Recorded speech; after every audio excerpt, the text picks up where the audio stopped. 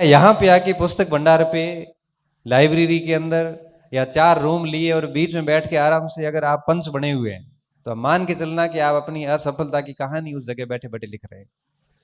ये कंपटीशन है, बड़ा निर्दयी है।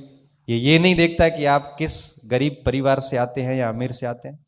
ये नहीं देखता कि आपके घर वालों ने कितने सेक्रीफाइस करके आपको यहाँ भेजा है। ये भी नहीं देखता कि आप पहले कितनी बार फेल हुए हैं और आपको नौकरी की सख्त आवश्यकता है। ये भी नहीं देखता कि आपके ऊपर पीछे पूरा परिवार इंतजार में बैठा है कि ये नौकरी लगे तो इन 2 बच्चों को आगे भेजूं। ये भी नहीं देखता कि आपके हालात अच्छे नहीं है, आपको नौकरी की सख्त आवश्यकता है। ये सिर्फ ये देखता है कि ओएमआर सीट में आपने गोले कैसे भरे। वो सीधी कंप्यूटर में ओएमआर सीट स्कैन होती है, सीधे नंबर आते हैं, किसी 120 में से 18 आते हैं, किसी 120 में से 112 आते हैं। और ये तय इस बात पे होता है कि आपने कितनी गहराई से, कितनी तन्मयता से किताबों को घोट घोट के याद किया है। हालत खराब हो जाती है किताब की साइज बड़ी हो जाती है।